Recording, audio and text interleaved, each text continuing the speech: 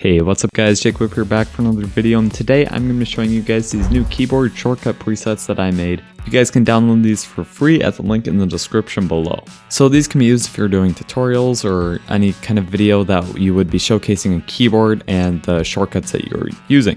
So as you can see on this clip here, I have this video, and what it does is it zooms in, and this has shift space, which is the keyboard shortcut to bring up the select tool window here, and that just shows you that that's the keyboard shortcut that I'm using.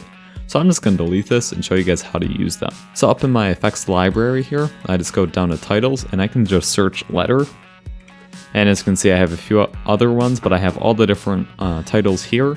So alt in a letter, command for Mac users, control, function, shift, and just a single letter. So I need shift, so I'll bring down a shift, okay? And now each of these titles can be shortened down to a minimum of 2 seconds. Let's say I bring it down lower than 2 seconds. As you can see, it will just cut off. The animation will not finish, okay? But 2 seconds and above, it'll automatically retime it so that the animation happens at the end, as you can see there. So I'll just drag it to the length of the clip, which is only a few seconds. And now if I click this, I have a few things that I can change up here in the inspector. So I can change the text of the letter, so I'll just do space. And I can also change the size of it, so I'll just size this down a little bit. There we go. And I can also adjust the shadow settings, so let's just make it like a little stronger, remove the blur, and lessen the distance. So something like that. Now all I have to do is do playback and then render cache and have that set to user or automatic, and it'll cache the file for us. Once this is all blue, it'll be ready for smooth playback.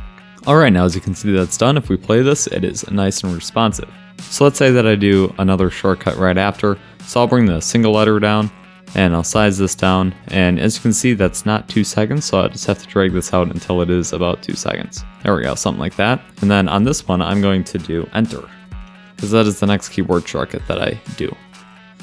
So now as you can see that's over on the side here, and I'm just going to scale it down so that it fits inside of the little rectangle there. I'm actually going to extend this to be a little longer, and then I'll come over to the video and then just adjust the position to move it off to the side here.